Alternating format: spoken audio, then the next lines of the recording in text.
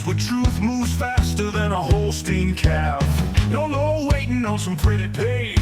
We're charting new ground in the digital age. From genomic codes to row-wide facts, we cut through the noise, no holding back. Not your daddy's dairy news tonight. We're sparking debates with every insight. The ring's not where the real fight's at. It's in the data, in the channel chat. From pasture to processor to your morning cup, we're raising the stakes. Try and get ahead of herd. Yeah! Where the future's more than just a word. Ahead of herd. Come on! The bullvine's calling, let your voice be heard. Welcome back to the Bullvine Podcast, where we cut through the dairy industry noise to get you the insights that actually matter for your operation. And today, we're diving deep into a feature piece that's been generating some serious buzz.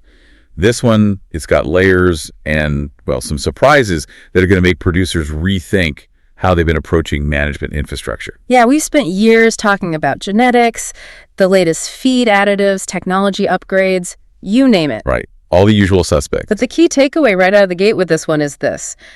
The best, most profitable upgrade for most dairies right now, it isn't equipment. It's human communication and process clarity. That's a bold claim right up front. Communication over a new robot. Well, the data backs it up. We are going to break down the hard numbers showing exactly how much inconsistency is costing you per employee. And some simple visual systems that, get this, cut scours treatments by a staggering 50 to 70%. Whoa. Okay. 50 to 70% just from clearer communication. That's what the research suggests. This isn't just, management theory fluff. This is about optimizing dollars and cents on your farm. At 50 to 70% figure alone. I mean, if that holds up, that should compel every farmer listening to pull over and really pay attention. Yeah. We definitely need to dissect that number. How can something seemingly soft, like clarity, generate that kind of ROI? Okay, let's unpack this setup then. We're looking at sources, multiple studies actually, arguing pretty persuasively that the biggest drag on operational performance today isn't the traditional nutrition or genetics bottleneck anymore. Which we've gotten incredibly good at managing, haven't we? Exactly. Producers have fine-tuned the cow's physical environment, her ration, her genetic potential. The weak link now, the sources argue, is that interface between the human employee and the operational protocol. It's a people and process problem. And that right there, that's the central tension, isn't it? Because for the producer listening right now, they're constantly barraged with pitches. Prioritize this TMR tweak, buy this expensive semen, install this new monitoring system. Things you can touch and see. Tangible investments. Yeah. So why should they take a step back from all that, from those high-cost inputs that feel solid, and dedicate time and, frankly, resources to a communication plan? It feels less concrete. Because the high cost of inconsistency is literally draining the economic value out of those expensive investments you just made. Think about it. Okay. You pour thousands into premium feed additives, right? Into the best genetics money can buy, into advanced monitoring systems, all that capital, all that potential. It's fundamentally undercut if the protocol implementation, the human execution, is inconsistent across chefs, day after day. So if the evening milker preps cows differently than the morning crew. Or if the colostrum protocol isn't followed exactly the same way every single time, depending on who's working the calf barn that day. Then you're basically neutralizing the benefit of the expensive feed or the top-tier genetics you paid for. Precisely. You're actively canceling out your own investments through inconsistent execution. It's like you bought this incredibly expensive, finely tuned race car, the genetics, the feed, and you wrote the perfect driving instructions, the protocols. Good analogy. But if the drivers keep changing and half of them haven't really read the instructions, or they interpret them differently, or maybe they can't even read the language the instructions are in, the car's performance is going to be all over the place. You're not going to win the race. And the financial leakage, this is key. It doesn't usually happen from one big, visible breakdown, not like a tractor dying in the field. No, it's quieter than that. It's the slow drip, the daily compounding micro errors, unclear instructions, undocumented knowledge, just a lack of consistent systems that everyone understands and follows. That's where the money disappears. Okay, so this is where it gets interesting and maybe a bit controversial. Right. Because you're challenging how managers think they're operating. Definitely. We'll be digging into research that actually quantifies this. It shows that documenting just 5 key tasks, we're not talking about a massive 100-page binder nobody reads, just 5 core critical tasks. That alone can speed up training by 25% to 40%. 25 to 40% faster training. Just from documenting 5 things, clearly. Yeah. And the biggest hurdle, the controversy maybe, and why I think a lot of producers might initially push back on this whole idea. I can see it coming. It's that most producers genuinely believe they already communicate well. They talk to their people every day. They walk the barns. I tell my guys what to do. We have morning meetings. That's what you hear. Exactly. But the data, it tells a different story, a much, much more expensive story about what real clarity actually requires versus just talking at people. Yeah, I have to agree with that potential pushback. As an operator myself, you look at your crew, you have those conversations, and you feel like you're communicating effectively. We discuss the plan for the day. Right. It feels like communication is happening. But what this deep dive seems to be emphasizing is that what we think is clear communication is often just, it's oral tradition. It's institutional memory locked up in 1 or 2 key people's heads. It's not a documented, reliable structure. And that lack of structure is the vulnerability. Absolutely. Because documentation is the only thing that makes consistency scalable and frankly reliable across the board. If I can't leave the farm for 2 weeks for a family thing or even just a weekend and know with 100% certainty that the calf care protocol is being followed precisely the same way I want it done, then I don't really have a system, do I? No, you have a dependency on specific individuals. Exactly. I have a dependency on maybe one key person, and that's a huge risk. Okay, let's dive straight into the economics then. Let's put a price tag on this ambiguity we're talking about. We've kind of established that most modern dairies, they've got the hardware down, pat parlors, storage, feeding equipment, And the inputs feed, genetics are top notch. Yeah, the physical stuff, the biological stuff, we've optimized that relentlessly for decades. Right. So the real missing link, the thing dragging performance down now, it seems, is consistency. And that's rooted directly in poor communication structure. It's a paradigm shift, really. For years, the industry solution to almost any problem was test your feed, call your vet, check your facilities, fix the physical. Always the physical. Now we're being forced to recognize that maybe the biggest variable impacting how those systems perform. Yeah. It's the human execution of the protocols we designed for those systems. The cow, she doesn't deviate much from her biology. No, she does what cows do. It's the human operating the system around her that introduces the variation, the inconsistency. And the cost of that failure to execute flawlessly, it's quantifiable and it's frankly massive.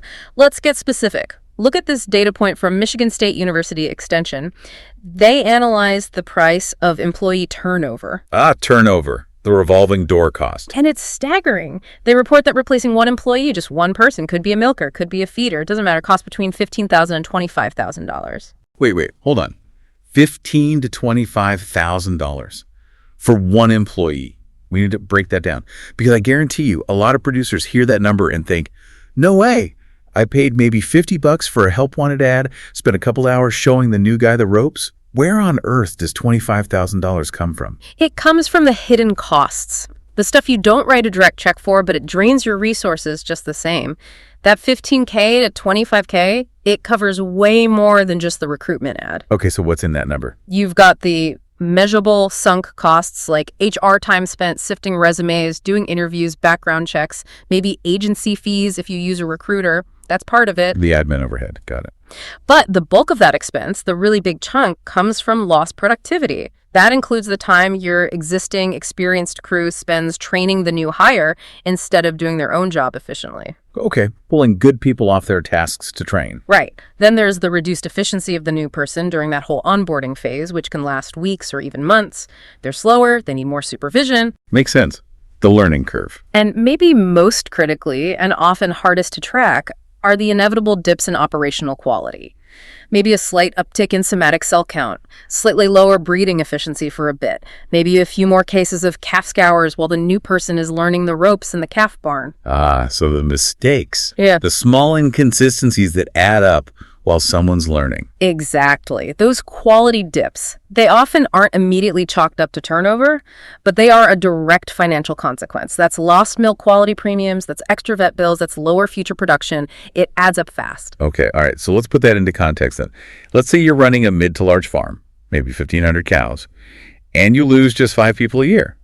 Which, let's be honest, isn't uncommon, especially if you're running multiple shifts. Absolutely not uncommon. 5 is probably conservative for some larger places. So using their numbers, you're looking at a conservative baseline cost of 5 times $15,000 is $75,000. Up to maybe 5 times $25,000. $125,000. Sure. Just in turnover costs. Sunk costs. That's right. 75 to 125 grand. Just gone. Pure capital outflow. Money that's essentially just been set on fire, poof. Pretty much. It provides zero return to the operation. It's like this invisible tax you pay for instability. And because it's not a single check you write for $125,000, it's kind of hidden. It's spread out through, $1,000 here and decreased milk quality, 100 hours there and wasted supervisor time, months of slightly slower operational metrics. But the cost is very, very real. And theoretically largely avoidable if you can improve retention through clearer systems and less stressful work environments. That's the argument. And we haven't even really factored in the compounding cost of the actual mistakes made by new or poorly trained staff beyond just that initial learning curve dip. Right, like a new hire who doesn't quite grasp the nuances of your fresh cow protocol. That mistake doesn't just cost you in that moment. No, it can cost you far more than their salary down the line. If a fresh cow's transition is mishandled, even slightly, and her lactation peak gets pushed back by just a few days or doesn't reach its potential, that's lost milk revenue. Not just for that day, but potentially impacting the entire lactation curve for that animal. Yeah. And multiply that across even a small percentage of the herd. Yeah, it adds up. Which brings us directly to this really powerful concept we found in the source material. It's a quote from Dr. Robert Hegevort. He's at New Mexico State University. Simple quote, but it hits hard. He says, "Every time someone does the right job the wrong way, the farm pays tuition." Tuition. I like that. That framing really works. It puts the onus back on management, doesn't it? It acknowledges that the owner, the manager, you are the one paying for that learning curve. And if your systems, your communication are ambiguous, well, that tuition fee never really stops. You keep paying it. And the tuition isn't usually for the big catastrophic failures. It's for those invisible daily inefficiencies that just chip away at your margins. The small stuff that drives you crazy. Oh, yeah. It's the slightly inconsistent dip time on 100 cows that leads to those subtle mastitis flare-ups later. It's the calf getting milk that's maybe 5 degrees too cool, stressing its gut, leading to a higher risk of scours down the road. Or maybe the TMR push-up that happens 30 minutes late during that critical feeding window, messing with intake and digestibility for the whole pen. Exactly. None of those individually feels like a disaster, but each one is a fee. It's tuition paid to the ambiguity of your communication system. And if that adds up to just, say, 5 cents per cow per day across your herd... Which doesn't sound like much. But do the math. 5 cents times 1,000 cows times 365 days. That's over $18,000 a year lost to simple structural communication-based errors. And we spend hours trying to optimize feed costs by maybe half a cent per cow per day, which we should. But if poor training and system ambiguity is potentially costing us 5, 10, maybe even more cents per cow per day in lost consistency, turnover costs, extra treatments, which the data suggests is entirely possible, then maybe the answer to what should I focus on next isn't just the feed bunk. It requires a fundamental shift, maybe, in management thinking, viewing your people systems with the same analytical rigor you apply to your TMR calculations. Okay, let's shift gears a bit to an industry reality check. Because when many producers hear communication problem, their mind immediately jumps to one thing: language barriers. English versus Spanish, usually. That's the default assumption. Right. And look, language barriers are a massive factor. The data proves it. We'll get into that. But the problem is actually far more nuanced than just needing a Spanish translator on staff. That's a really crucial distinction, because too often we operate under the assumption that, okay, I've got someone on staff who speaks Spanish, check that box, we're covered. But that can be a dangerous oversimplification. It might actually create new risks. It creates enormous risk. Look at the NMSU research again. It shows roughly 60% of U.S. dairy employees speak limited English. 60%. That number alone tells you that relying purely on spoken English instructions or even just written English protocols is going to fail for a majority of your workforce. You need a systematic visual approach almost by default. Absolutely. But let's dig into the nuance of language that often gets completely missed, especially out west. In certain regions, particularly the Southwest, the complexity deepens dramatically. The research shows up to a third of employees in some areas speak Quiché. Quiché, right. That's a Mayan dialect spoken primarily in Guatemala. Not Spanish. Exactly. It's not Spanish. It's a completely different language family. So if your training materials, your SOPs, your safety warnings are only in English and maybe standard Latin American Spanish, you are fundamentally missing, potentially, a full third of your crew in those specific regions. They might nod when given instructions in Spanish, trying to be agreeable or maybe picking up some cognates. Right. But they're likely processing the information, thinking through the task, and communicating amongst themselves in Quiché. This just highlights how complex multilingual really is on the ground. It's not just two languages. You need to consider all the primary languages spoken by your team. Which often means visual communication becomes even more critical, because pictures can bridge those diverse language gaps better than text ever could. Precisely. And this complexity leads directly to that inherent risk we touched on earlier. The risk of having the system reside entirely in the head of one key translator or one long-term crew leader. The indispensable employee. The one person everyone relies on to bridge the gap. As a manager, you assume, okay, Maria's been here 7 years, she's bilingual, she understands my protocols inside and out, she'll make sure everyone on her shift gets it. You trust her to convey all the critical details, the nuances of the calf feeding protocol, the exact steps for the milking procedure. But that person, Maria, in this example, she's now become a single point of failure, a highly skilled, highly valuable, but also highly risky single point of failure. The stability, the consistency of your entire operation might be resting precariously on her memory and her continued presence. And that is, frankly, terrifying from a management perspective. Because what happens when that single point of failure walks out the door? Whether they quit, get sick, move away. The whole system can collapse, often immediately. We saw a compelling case study on this in the source material. A 900-cow operation in Minnesota. They lost their key bilingual milker suddenly, unexpectedly. Okay, walk us through what happened. What were the immediate operational impacts? Because that's what producers understand, metrics hitting the ditch. The deterioration was fast and measurable. Within days, their somatic cell count, which is like the universal barometer for herd health consistency and proper milking procedure adherence. The number everyone watches. It spiked past 300,000. That's a major hit to milk quality premiums, obviously. But it's also a clear indicator that systemic issues, likely mastitis, were emerging rapidly because procedures weren't being followed consistently anymore. Ouch. Over 300K SCC almost overnight. And what about efficiency? That suffered too. Operationally, their milking shifts started running nearly an hour longer, just chaos. An hour longer per shift, multiplied by how many employees are on that shift, times how many shifts per day. Yeah, that's hundreds of dollars in unplanned labor cost instantly appearing on the books every single day. Plus, think about the stress on the remaining employees. Oh, absolutely. Knowing they're running behind, feeling the pressure, that immediately causes people to rush, which then leads to more errors, probably making the SEC even worse. It becomes a downward spiral. It proves that the crew leader wasn't just translating words, they were translating consistency. They were the keepers of the procedure, the pace, the flow. When they left, all that tacit knowledge left with them. Okay, so how did they fix it? What was the structural solution? Because just hiring another bilingual person doesn't necessarily solve the underlying systemic risk. Exactly. They needed to rebuild the foundation. With help from UW-Madison Extension, they didn't just try to find a replacement translator.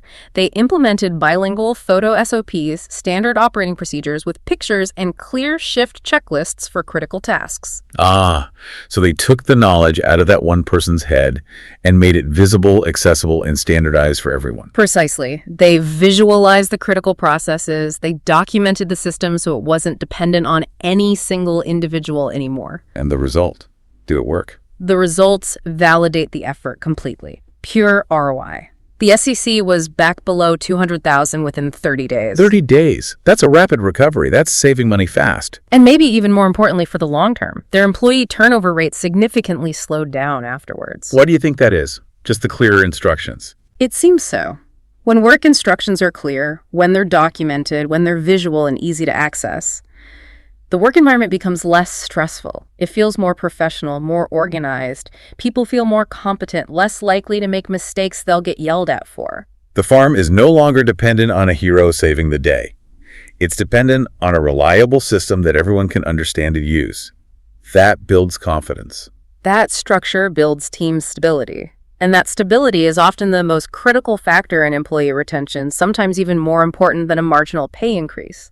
People often stay longer, work harder, be more engaged if they feel competent, supported, and less stressed because the expectations are crystal clear. It makes perfect sense. If the system supports you, you're more likely to stay. And we have more data on that stability connection too. This comes from Cornell's Pro Air Dairy program. They tracked farms that implemented really simple, short, daily huddles. Just quick check-ins. Yeah, like 5 to 10-minute check-ins at the start of each shift. Here's the focus today. Any issues from yesterday, any questions, simple stuff. Those farms saw turnover fall by 50%. 30 to 50% reduction in turnover just from adding a quick daily huddle. It reinforces the whole thesis, doesn't it? Yeah. Clarity builds stability. Stability reduces turnover.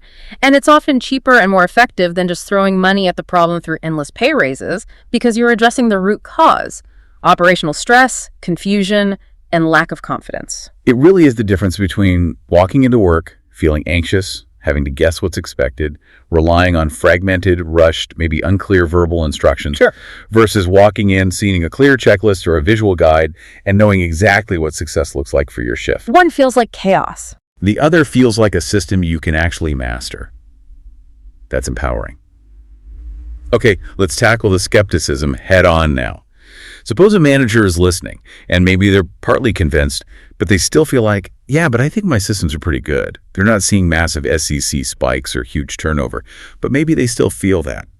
Creeping inconsistency. Little calf scour outbreak here, a temporary dip in conception rates there. Things aren't quite perfect. The nagging feeling that things could be smoother, more predictable. Exactly. If managers are maybe overlooking some of these system gaps, how do they find them without launching some kind of major, disruptive, costly audit? Shutting down the barn for a week, hiring outside consultants. Nobody wants to do that. Right. You don't necessarily need a full-blown expensive audit. You need a diagnosis first. And the best diagnosticians, they're usually the people doing the actual work every single day. Okay, so how do you get that diagnosis from them? The sources suggest a really simple, actionable starting point. Just one strategic question. Tomorrow morning, find your longest standing employee, the veteran, the one who's seen it all, remembers how things used to be done, knows all the little tricks and workarounds. The person who really knows where the bodies are buried, so to speak. Yeah, maybe. And you ask them this question sincerely. If someone brand new started on this farm tomorrow, what is the single hardest thing for them to learn correctly that is not clearly written down or shown somewhere? Ooh, that's a great question. What's the hardest thing to learn that isn't written down? It's surgically brilliant, like you said earlier, about a different point, because it completely bypasses the manager's own assumptions about what's important or what's already clear. Yeah, the manager assumes, the hardest thing is learning the milking machine startup sequence, but that's in the manual on page 12. Right. But that veteran employee, the one knee-deep in it every day, they might come back with something completely different. Real, practical, tribal knowledge. Like, no, boss, the hardest thing is knowing exactly which specific wrench fits the calibration valve on the feed mixer without stripping the damn threads, because that wrench isn't in the main toolbox. It's hidden in that rusty bucket next to the silo base, and if you use the wrong one, the calibration drifts and you waste expensive minerals. Exactly. That's the kind of gold you're looking for. That's the analyst angle on this. Asking that question does two things immediately. It exposes where assumptions and undocumented workarounds are replacing actual documented structure. And second, just by asking sincerely and listening without interrupting. You build trust. Huge trust. You build immediate trust. The workers realize that their practical, hands-on, tacit knowledge, the stuff that actually keeps the operation running smoothly despite the official procedures, sometimes actually matters to management. It shifts their perspective from just being, cogs in a machine. To being recognized as operational experts. Problem solvers. And that transition from just relying on tacit knowledge to actually getting it documented and turned into a reliable system, that leads directly to the economic impact of documentation we talked about earlier. Right, because producers here document procedures, write things down, and they often groan. They think of bureaucratic paperwork, more stuff they don't have time for. Understandable. But Penn State Extension actually quantified the benefit of this seemingly simple administrative task. And the results, they're just too financially compelling to ignore, even if you hate paperwork. Okay, what did Penn State find? Give us the numbers. They quantified it pretty precisely. They found that farms that took the time to implement systems for documenting even just 5 key tasks, they focus on things like feeding order, colostrum preparation, the main milking procedures, critical machinery setup like the parlor wash, and basic calf care protocols. So the big hitters, the really critical daily tasks. Not everything, just the top 5 most crucial ones. Those farms reported training times that were 25 to 40% faster within just 6 months of getting those visual documented procedures in place. 25 to 40% faster training time. Okay, let's translate that back into that turnover cost we discussed, that $15,000 to $25,000 hit every time someone leaves. Do the math. If I can cut the time it takes for a new hire to get up to speed, to reach full productivity where they're not making those costly tuition mistakes anymore, if I can cut that time by, say, a third. That's pure measurable savings right there. You're not only getting a functional, high-quality employee contributing positively much sooner, but you're also saving on the trainer's wages during that extended hand-holding period. And crucially, you're minimizing the duration of that vulnerable, low-quality tuition phase where costly errors happen. It pays for the effort of documentation very quickly. And it goes beyond just cost avoidance. It connects that crew knowledge directly to actual dairy output, tangible revenue generation. Think about that Idaho producer mentioned in the sources. The one with the dry erase board. Yeah, such a simple idea. He gave his milkers a basic dry erase board right there in the parlor and asked them to just log claw fall-offs. Which unit, which cow, what time. Simple data capture. Okay, logging claw fall-offs. Yep. Low tech, but powerful, because the data is being captured by the people doing the work in real time, right at the moment the issue occurs, not relying on memory later. Exactly. And the crew used this simple feedback loop, just seeing the patterns emerge on the board day after day to quickly identify they had a prep timing issue in one specific string of cows. Maybe they were waiting too long between prepping the udder and actually attaching the unit, or maybe the stimulation wasn't consistent across all milkers. So they pinpointed the inconsistency themselves. They did. They adjusted their timing based on the data they were seeing, got everyone on the same page for that string. And the result, they immediately boosted butterfat performance by 0.1 to 0.2 points specifically in that string. Hold on. 0.1 to 0.2 points on butterfat. Let's make sure everyone listening understands the significance of that. That's not just an academic number. No, that's real money. That is real revenue right now on every single hundredweight of milk sold from that group of cows. That translates directly into higher milk check premiums, and that extra revenue was generated purely from structuring the crew's input and improving the consistency of execution. The manager didn't have to buy a new software package, didn't have to cull cows or change genetics, didn't even have to tweak the feed commodity. They just formalized the feedback loop and helped the team improve their own execution. The cost-benefit analysis here seems like a no-brainer. Documenting key procedures, creating simple feedback loops.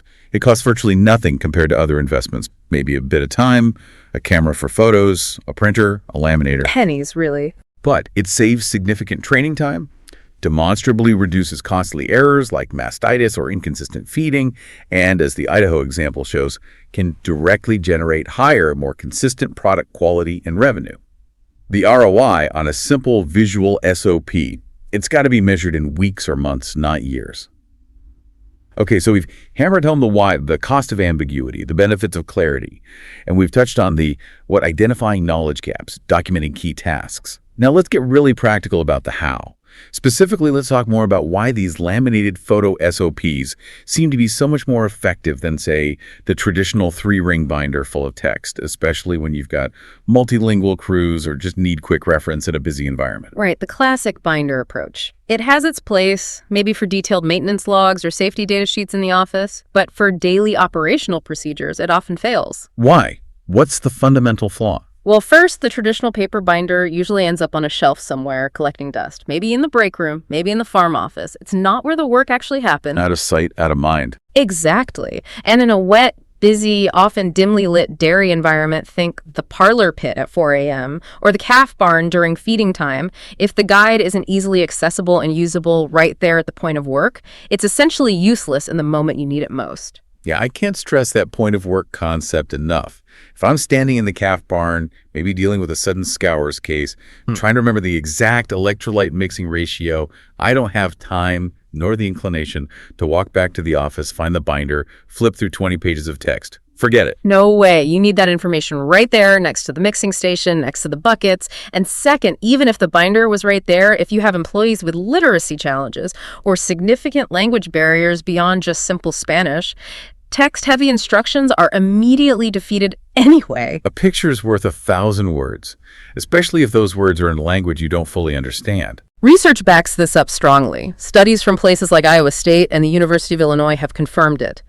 Visual direction significantly improves retention, comprehension, and reduces errors, especially when you're dealing with complex, multi-step procedures like milking prep or equipment sanitation. A photograph, especially if it clearly shows our familiar equipment, maybe even our actual coworkers performing the task correctly, that transcends language barriers in a way text just can't. If I see a clear photo sequence, step 1, put on gloves, step 2, use this specific blue pre-dip, step 3, wipe with this type of towel, I get it instantly, regardless of my native language. Yeah, if I see a picture of the exact cleaning chemical bottle we use being poured into the specific measuring container we have, and that laminated picture is hanging right next to the chemical mixing station, I don't need a 4-page explanation in 3 different languages. Yeah. The image is the instruction. It's immediate. It's unambiguous. Okay, so let's detail that proven 4-step visual SOP approach again, because this isn't complicated. This is an entirely actionable playbook that any farm listening can start implementing this week, regardless of their size or tech level. All right, give us the operational steps, step by step. Step 1, photograph each critical step of the task exactly the way you want it done. And this is key. Use your real employees, your specific actual equipment in your barn environment. Not generic stock photos. Make it relevant. Absolutely. This builds immediate recognition and relevance. Seeing their coworker, their barn, their tools makes it instantly relatable and easier to follow. Use a picture of your calf barn, not some idealized drawing. Okay, step 1, relevant photos. What's step 2? Step 2, write short, crystal clear captions for each photo. Keep it incredibly brief. 1 simple sentence or even just a key phrase per photo, maximum. Why so short? Because the photo should be doing 90% of the communication work. The text is just there to clarify the action or highlight a critical detail, wait 30 seconds, or use 1 scoop. Minimal text. Got it. Photo carries the load, text clarifies. Step 3. Step 3. Translate those short, simple captions accurately into every primary language spoken by your crew. And this is crucial. Don't just rely on a quick Google Translate job, especially for technical dairy terms. Yeah, automated translations can be notoriously bad for specific industry jargon. Pre-dip might come out as something nonsensical. Exactly. It's worth the small effort to work with your local extension office or perhaps a trusted native-speaking employee or community member to get accurate, context-specific translations that make sense for terms like forest stripping, colostrum pasteurization, or specific chemical names. Get the translation right. Makes sense. Accurate translation is key.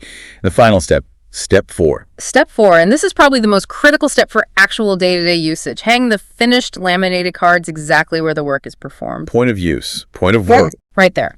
Laminated, obviously, for durability against water, manure, and general wear and tear.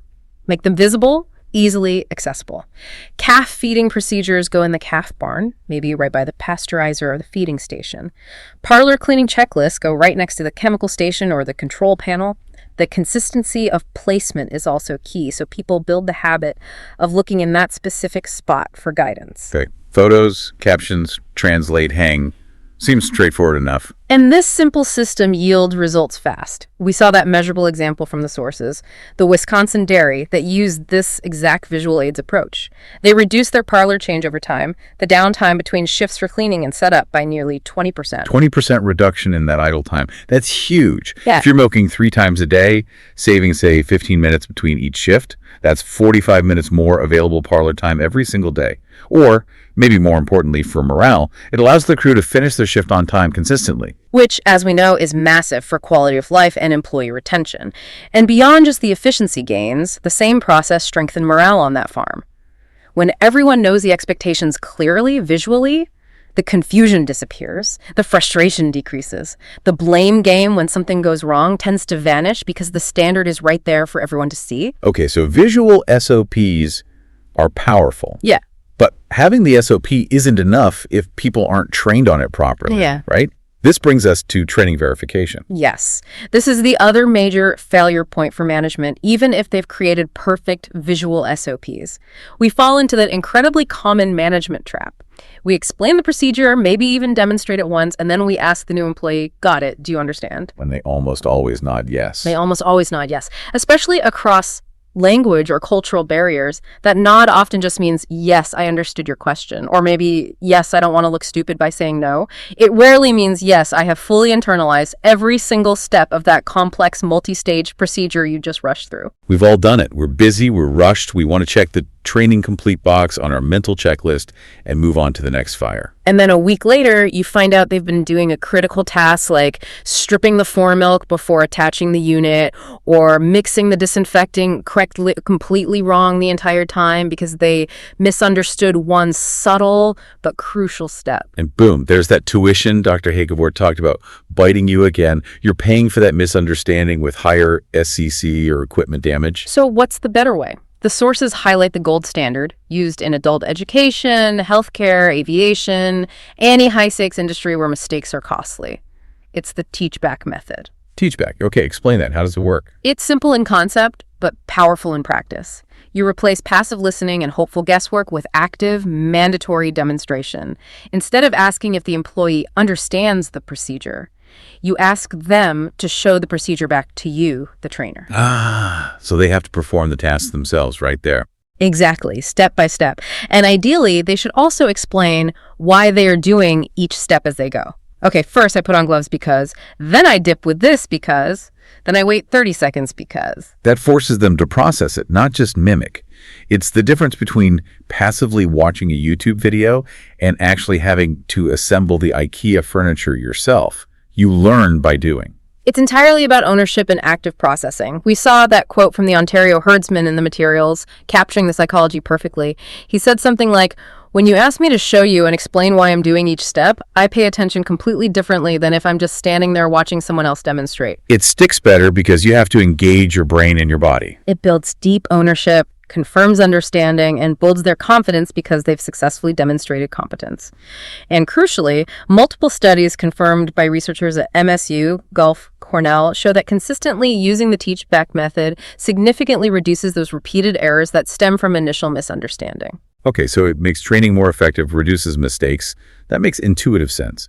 But does it have a measurable impact on herd health, for example? This leads us right back to that most quantifiable health impact we teased at the very beginning, the one that I think is probably the most compelling single piece of data in this entire deep dive. The Scours reduction number. Exactly. When University of Wisconsin researchers specifically applied this system, visual SOPs combined with mandatory teach-back training to calf feeding protocols, which, as you know, rely so heavily on perfect, precise consistency, especially with colostrum handling. Yeah, colostrum is ground zero for calf health. Get that wrong, and you're fighting an uphill battle. What they found was dramatic, game-changing, really. Farms that implemented the teach-back method rigorously for colostrum handling and general calf feeding procedures saw 50 to 70% fewer Scours treatments needed. 50 to 70%. Fancy. Fewer vet calls, less medication, fewer sick days for those calves. That is not a small marginal gain. That's a fundamental transformation in calf health outcome. It's huge.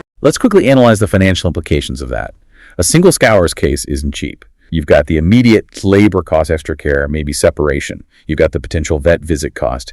You've got the medication cost. Easily $50, $100 per case, sometimes more. Right. But the long-term cost is often even higher, isn't it?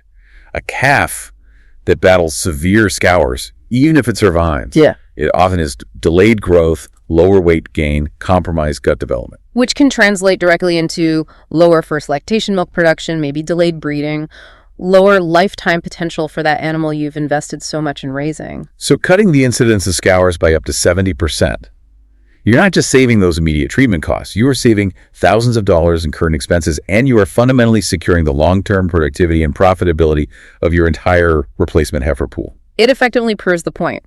Inconsistent colostrum management, which is almost always a direct result of communication and training failures, is likely one of the single most expensive hidden costs on many dairy farms. And fixing that one critical procedure through clear visual SOPs and verifying understanding with the teach-back method delivers massive quantifiable returns, both in immediate savings and in future farm profitability. It's hard to argue with numbers like that. Okay, so we've established how to build the system, visual SOPs. We know how to train the people effectively, the teach-back method. But systems, just like equipment, they need maintenance, right? They're not static. Absolutely. Even the best, most beautifully laminated SOPs can get dusty. Or worse, they get ignored. Or maybe most commonly, they simply become outdated without anyone realizing it. How does that happen? Well, the farm changes. You introduce a new cleaning chemical that requires a different contact time. You rearrange the layout of the calf barn so the old procedure photos don't quite match reality anymore. You replace a piece of equipment and the startup sequence is slightly different. Small changes add up. And if the SOPs aren't updated to reflect those changes, they lose credibility. Exactly. That's compliance fatigue setting in. It's a killer for long-term consistency. You put in all this effort up front to create the perfect laminated protocol. Everyone feels good about it for a while. Check the box. Done. Yeah. And then 6 months, a year later, it's just become background noise, wallpaper that the crew walks past every day. And slowly, subtly, people start reverting back to doing things the old way, the comfortable way, the potentially inconsistent way again. The system decays. So how do you combat that inevitable entropy? How do you keep the system alive and relevant? The source material highlighted a recommendation from Cornell's Pro-Dairy program that I really liked. They suggest implementing short, regular protocol walks. Protocol walks. Okay, what does that entail? Is it another meeting? No, and that's the beauty of it. It's specifically designed not to be another long, formal sit-down meeting that everyone dreads. Good. Keep it practical. It's meant to be short and action-oriented, maybe just 10 to 15 minutes once every quarter or so. Management literally walks the barn with the relevant team members for a specific process, say, the milking crew in the parlor. Okay, walking the process area, what's the purpose? The core purpose is to look at the posted visual SOP for that area together and ask one simple, critical question. Okay, team, looking at this procedure card from 3 months ago, what, if anything, has actually changed in how we do this job since then? So it's a direct reality check against the documented standard. Exactly. Have we switched the brand of pre-dip sanitizer? Does it require a different contact time now? Is this vacuum pump making a weird noise lately that affects the procedure? Did we change how we dump the waste milk because of the new tank? It's about identifying those small drifts from the standard. The psychology of doing it as a walk right there in the work environment seems important too. I think it's brilliant. It avoids that meeting fatigue and the feeling of being lectured at in an office. Management is showing they care enough to come out, look at the process with the team, and acknowledge that things change. It shows that protocols are meant to be updated collaboratively, not just enforced rigidly from the top down. It validates the crew's daily reality and acknowledges that the system has to adapt to the ground-level changes that they experience every single day.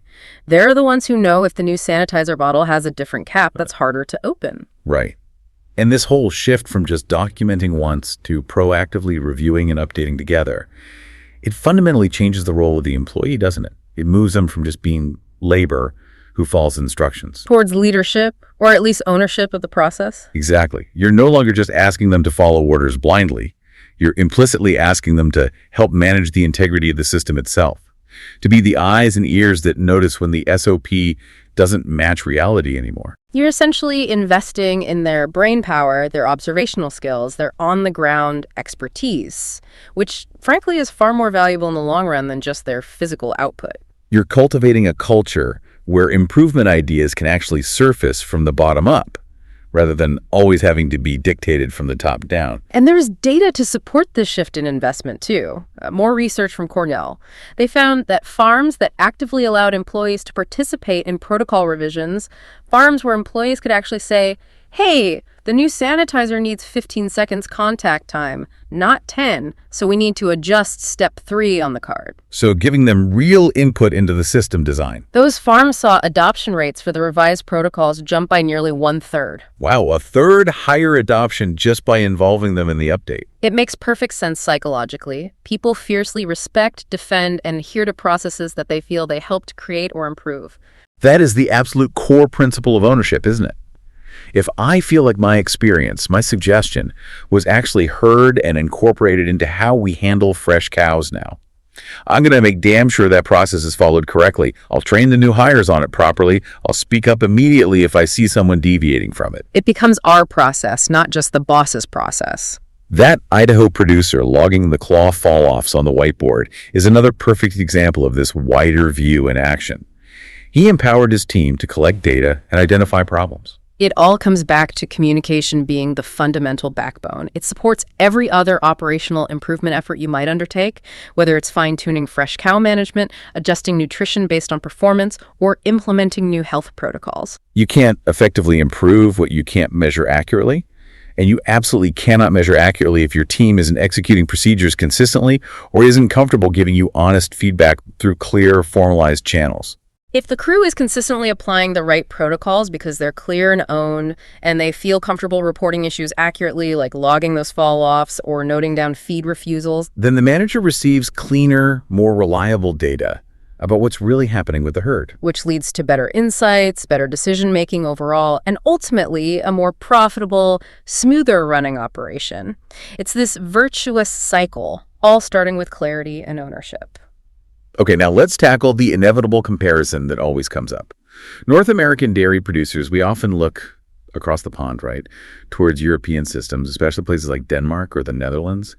They're often held up as the gold standard for things like labor efficiency, really low cow-to-labor ratios, advanced training programs. Yeah, you hear about these farms running huge numbers of cows with just a handful of highly skilled people. It sounds almost unbelievable sometimes compared to our typical structures. So the natural question arises, should we just try to wholesale copy what they're doing? If it works so well there, why not just import their model?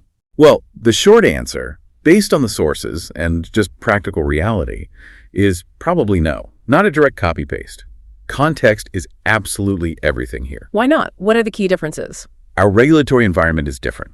Our economic pressures are different. And critically, our labor pool and training infrastructure are wildly different from what they have in many parts of the EU, particularly those leading countries. We have to acknowledge the superior systems they've often built, admire them even. But then be smart about it. Surgically adapt the principles that make them successful, not just try to mimic the rigid structures without the supporting foundations. Exactly. First, let's acknowledge the differences. Countries like Denmark and the Netherlands, they often operate with extremely high standards, yes, but also different structures. You might see farms running 100, 130, maybe more cows per just 2 to 4 employees. But those employees are often highly trained, specialized professionals. And crucially, they often benefit from established national certification programs, right? Like Siege's Innovation in Denmark, or the programs linked to Wageningen University in the Netherlands. Correct. Their farm training is often tightly integrated with formal vocational colleges and research institutions. The training is institutionalized, it's standardized across the country, and it's often subsidized or heavily supported by industry groups or government. So a new employee arriving on a top Danish farm doesn't just show up with a willingness to work. They might arrive with a nationally accredited certification in, say, advanced milking parlor management or robotic system operation or detailed animal welfare standards. We simply do not have that same level of deeply integrated, institutionalized, standardized training support across the board here in North America, nor do we generally have the same kind of labor pool homogeneity or the same cultural expectation around vocational training for agriculture. So just attempting to cut staff drastically to match those incredibly high European cow-to-labor ratios without first having that bedrock of standardized training, visual communication systems, and maybe even different facility designs. It would likely be catastrophic for most U.S. or Canadian operations. You wouldn't get efficiency. You'd just magnify the existing ambiguity, overload the remaining staff, burn them out faster, and probably send that $25,000 turnover cost through the roof. Okay, so direct copying is out. If we can't just import their entire vocational training structure, what can North American farms practically take away from these highly efficient European models? What are the adaptable principles? We can definitely borrow some of the actionable diagnostic principles and the cultural mindset they use to maintain that high level of operational clarity and continuous improvement. Like what? Give us an example. A perfect example mentioned was the Dutch cow signals training methodology. It's a whole system, but one of its core, easily adaptable concepts is built on simplicity and employee engagement. They often encourage practices like asking employees to identify just one small improvement idea each week. One improvement idea per employee per week. That sounds manageable. It's about fostering a fundamental shift towards continuous small-scale, incremental process improvement, driven by the people actually doing the work. not waiting for a major overhaul every 5 years. And we can adapt that idea immediately, right? Without needing any government programs or industry-wide certifications? Absolutely. We don't need a full-blown Dutch certification system to implement the principle of regular solicited employee feedback. We could adapt it through something as simple as those 5-minute Friday crew check-ins we talked about earlier. 5 minutes at the end of the week? That seems totally doable. Just ask. Okay, team, looking back at this week, what's one thing that slowed you down unnecessarily? What's one little thing we can maybe change next week? Could be a tool, a process step, where something is stored that would make your job easier, safer, or more consistent. This simple routine keeps the team thinking proactively about improvements, which, as we've established repeatedly, is far, far cheaper than the purely reactive management style. The one that only scrambles to respond after the SEC spikes, or after the calf scours outbreak, or after the employee turnover rate hits 30% because people are frustrated and stressed out by inefficient systems. The entire discussion really, it seems to pivot on this one powerful idea captured perfectly by Dr. Jessica Pempek from Ohio State. She said, "We spend months, even years, designing intricate systems for cows. Communication is about finally designing systems for people." That hits the nail on the head. We've become masters of cow biology, cow comfort, cow nutrition. The next great frontier for efficiency and profitability in dairying. It's mastering the human-system interface, designing workflows and communication structures that support our people as effectively as we support our cows. This next phase of improvement in the dairy industry, it really feels like it's going to be a human system-built revolution, not just another equipment-built one. Agreed. The ultimate payoff isn't just better management efficiency or higher employee retention, though those are huge benefits. It's creating a thriving, stable, consistent operation where the cows ultimately benefit the most from predictable, high-quality care day in and day out. There is that final quote from a Wisconsin producer in the materials that summed it all up beautifully. "Once people understand each other, the cows take care of the rest." I love that. It suggests that if you get the human element right, the clarity, the consistency, the communication, the respect, the biological system, the herd itself, will naturally perform better. And this quiet revolution focusing on communication infrastructure, it's affordable. It can literally start tomorrow morning with just asking one good question. It applies regardless of whether you're running 50 cows or 5,000, T-stall or robots. It really is the core infrastructure, the foundation supporting every single other dollar you spend on this farm. #tag actionable insight segment. All right, you've just finished morning milking. Maybe you're driving to the feed store or heading out to check heifers. You've absorbed all this data, all these ideas. The potential profit locked up in better communication and consistency is clearly huge. So let's boil it down.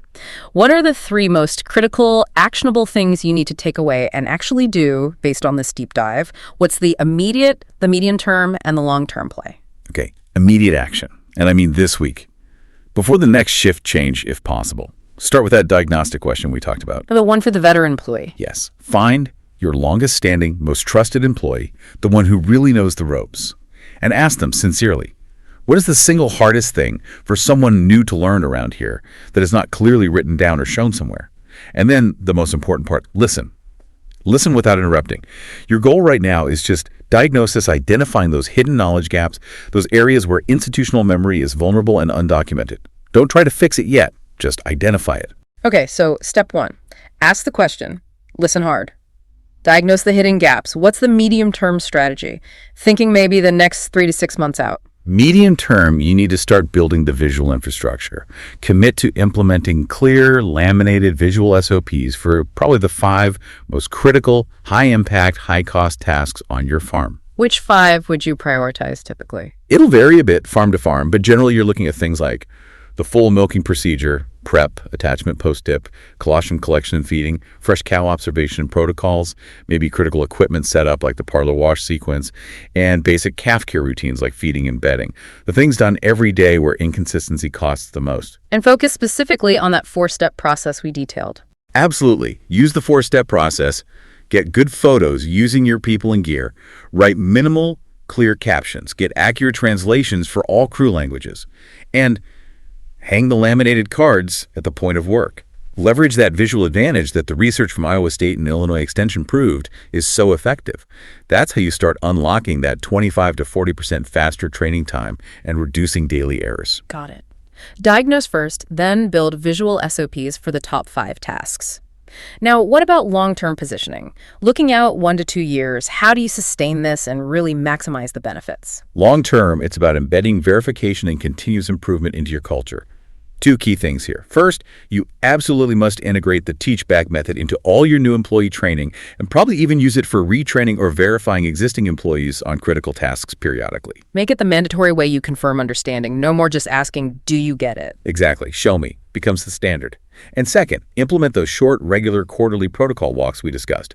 Use them to keep the SOPs alive, updated, and owned by the team. So the teach-back ensures initial competence, and the protocol walks ensure ongoing relevance and maintenance. Precisely.